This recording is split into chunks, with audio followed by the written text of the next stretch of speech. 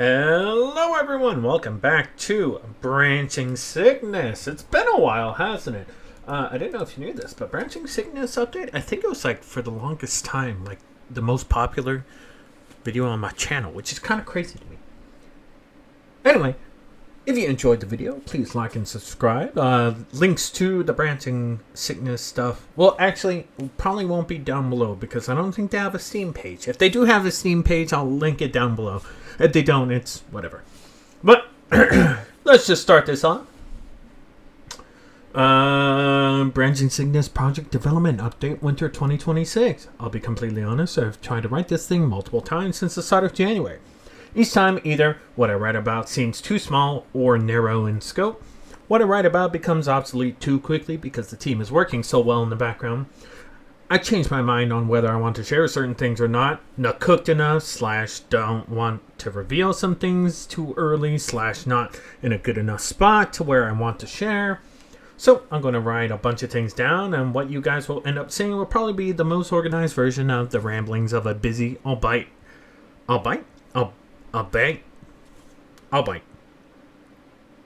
extremely proud project lead. As always, everything talked about and shown is always subject to change, and by the time you see this, probably already has in at least some small way. Trans lives matter. It's been a while, and for that I'm saying sorry. Stained, kinda, 2001. Alright, so, 2025. Lots of stuff went on in 2025. At the turn of the year, I pushed myself and the rest of the team to combine together as many of these pieces as we had in the engine and create a real-life executable game file. This would ultimately answer two questions of where are we, how far do we have to go. The beginning of 2025 was the start of our 4th year of learning, building, and testing in Unreal Engine, and I felt we needed to take a step back and look at Branching Sickness as a whole and not as an individual asset or two or several lines of code at a time. From a scope perspective, this build ultimately took the shape of launching the game from desktop,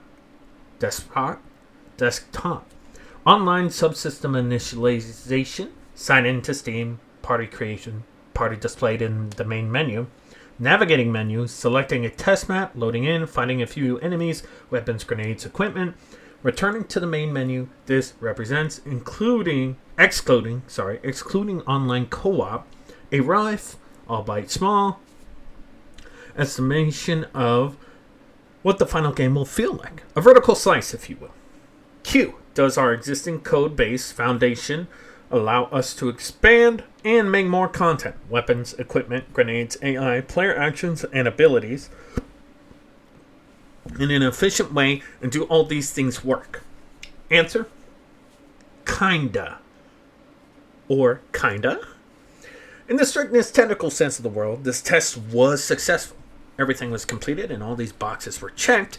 I believed, however, if I put this in the hands of anyone other than a game developer or someone who may not understand the direction that we were headed in, that they would be severely underwhelmed. Game development is kind of like raising a child. If you're the child's parent and that child hands you a finger painting of some random streaks and colors, you think it's the greatest painting ever in existence. But if you're not the parent, then you're like, cool, man, thanks, I guess. Was I excited that the player actions, shooting, throwing grenades, all the movement, etc. seemed to be working? Absolutely. The teleporter teleports me. The AI seem responsive to my presence and want to hurt me. The main menu feels reactive and responsive to input. Yay! But as someone who has been looking past the bugs or the things that don't feel good, there was no way I was feeling confident enough to bring in outside testers for feedback or even show it to the community. Everyone on the team who played it knew instantly that we were better than what we had in front of us. So for the rest of 2025, we got to work. Brick by brick. So, March 2025 turns into April 2025 and we make a list of everything that we want to improve, rework, or completely redo. This is by no means an exhaustive list, but it is somewhat representative of the efforts from April 2025 to mid-January 2026. Complete rework into the class structure of weapons. Weapons used to be created from a singular base weapon class, and then differentiated as children based off of different parameters inside each child off of that class. This created large complex groups of code in other places that have to account for all the different weapon types and functionality inside the weapon sandbox we were building. The new weapon class structure still starts at our base weapon class, but now has an additional layer of classes to select projectile grouping behavior. Example, the SMG now inherits from BP underscore weapon base underscore automatic, and the Magnum now inherits from BP underscore weapon base underscore semi-automatic. Divorcing of the grenade system from the player pawn. Grenade system was made into an actor component that can be added to other actors, including AI pawns, so that everything can use one system, simplifying gameplay ability system code. New grenade system functionality that isn't done yet, but we are very interested in expanding on at a later date. Divorcing the equipment system from the player pawn. Similar to the grenade system, the equipment was modularized so that AI pawns can now hold, manipulate, and deploy equipment. Equipment system functionality currently works nearly identical to how it works in Halo 3. We have talked about some cool ways on expanding this system that feel like an evolution rather than a deviation, but are not ready to go into many of those details. Revised implementation of the player character's movement component. Utilizing the general movement component, parentheses GMC v2 dash advanced locomotion and network prediction framework /fab, parentheses, we continue to address these feedback and implement movement tech that isn't intrusive to combat. I will have a movement-focused project update when full branching sickness gameplay is revealed. Implemented the biofoam canister as a means of a player to heal itself. We have two competing ideologies on the best way this will be implemented into gameplay. We've implemented one and may switch if this one doesn't feel good. For now, we'll keep this one close to the chest as well. Adjusted the interaction shapes so that weapons can be picked up without having to look down. Also, implemented dropping weapons with some forward momentum that mimics the mainline franchise and allows for juggling. Started to implement some settings. Some settings will need additional functionality that we don't want to invest the development time into right this second. Revised how we will be calling audio sound effects for weapons. Implemented tracking projectiles, sticking projectiles, and ricocheting projectiles. Implemented ground ammo, including the forbidden rock candy. Needlers. Implemented dry fire. When a player-held weapon is out of magazine ammo, the weapon will click on trigger pull and not fire. Improves communication, plus HUD elements to the player that the weapon is out of ammo. We currently are still deciding in what form, if any, auto-reloading will play into branching sickness. Personally, I don't think you should auto-reload. I think it should be maybe an option. I am of the opinion that if I press a trigger and it makes a clicking sound, I should reload the weapon. Not have a gun automatically do it for me like the Halo franchise does. But that's just me.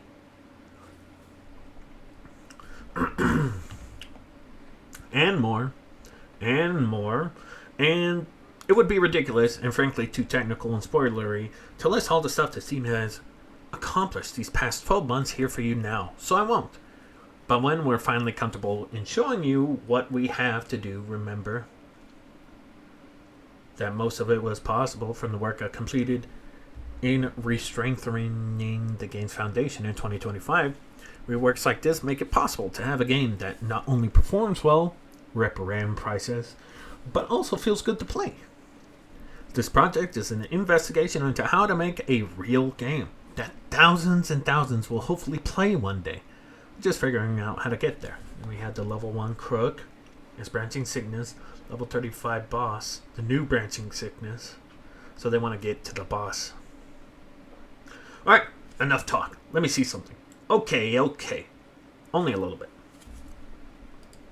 So we have what looks to be a halo ring here. Or perhaps the arc, which would be cool to see. For this map, we are using it as an environment test bed. Other maps have been created that showcase various potential interior environments, but not this one. Recently, we made great progress here, and I really wanted to showcase a small portion of it. Generally speaking, this map probably won't be used in a traditional sense. Every asset you see, though, is being tested for usability, performance, and how generally aesthetically pleasing it is. Without performing this step, level designers and environment artists may use assets from a wide range of sources, creating a package that looks disjointed and convoluted. Other art assets are being worked on in this level are water/ocean, atmosphere, clouds, lighting, and other skybox assets. Rivers, mountains, and other geological features along that line will be coming in the future. Level designers, when creating the final maps, should have everything they could possibly ask for. Depending on when I feel like it's appropriate to create the next update, I can include more visuals from this level if the community would be interested. I kind of like the rock path here, little rocks and pebbles leading to more of a muddy soil. That's very cool. Also like these trees. These trees are very beautiful. Not really sure what's going on with the ferns here. They feel a little out of place. But that's just my thoughts. Some early floodified/Forerunner exploration by Sonnet. The goal is to hopefully be creating some 3D versions inspired by these and other works towards the end of the year. This kind of reminds me of Halo Legends. Do you guys remember that? The goated show/movie? I like how this one feels. This one feels like a tendon, but it doesn't feel right. I like how this feels, though. This is a little too green. This one feels more flood-like. Forerunner interior level test. So you have the little interior movement here. We have these strange symbols. We have what looks like a respawn point right here, actually. But I know it's just the Halo 3 door/Halo 1 door. We have this beautiful holographic display. I wonder what these say. And to be honest, that's all the team is willing to share visually with the game right now. 2025, while an absolute ton of technical work was completed, was a little lighter on the art side. This is a 100% volunteer project focused on the technical, last year tended to pull effort away from other things. Later this year, we're hoping to get back at this. What say you? The needs of the Branching Sickness team have grown, changed, and evolved over the course of development. We've been blessed with a server full of awesome people that have spread the word about the project and have applied to be a part of it. As we do every development update, we let people know what our current team needs are and ask those that are reading this to think if they or think of those that they know who might be interested in building this project alongside the rest of the team. Please read the list below and see if you fit one of these roles we are looking for. If you don't know if you fit exactly, apply anyway. Technical animator. Experience in Unreal Engine's animation blueprint, rigging, control rigs in UE, blend spaces, aim offsets, or game animation, sample project. Technical artist. Experience with creating shaders in Unreal Engine. Bonus if integrated with UI/widgets. Blueprints programmers familiar with the Unreal Engine's enhanced input system, the common UI system, gameplay ability system, Epic Online Services, and AI perception system. A C++ programmer looking for additional programmer to help scale the AI framework that we are developing. Looking for an additional programmer to help shore up. Do you mean shore up? I'm going to say shore up. Existing networking code to support cooperative online play. So this will probably be more like Left 4 Dead instead of Halo 3. 3D organic modeler. Modeler needs to create flood 3D models based on internal concept art. Hard surface 3D modeler. Modeler needed to create Forerunner 3D models based on internal concept art. Modeler needs to create UNSC hero assets based on internal concept art. Head over to the team application if any of this sounds like something you're able to help us out with. Bear down for midterms and bear with us. We're not shy, I promise, but we're also not always in a position to share things. When the team is all in agreement that what we have is not the peak of what we're capable of, then we don't want to tip our hands too early before we know for sure that we can pull it off, or if it doesn't look exactly right. For those excited to play, we know that's not exactly what you wanted to hear. And we have what looks to be a crying flood form here. The little popcorn flood come out of that one.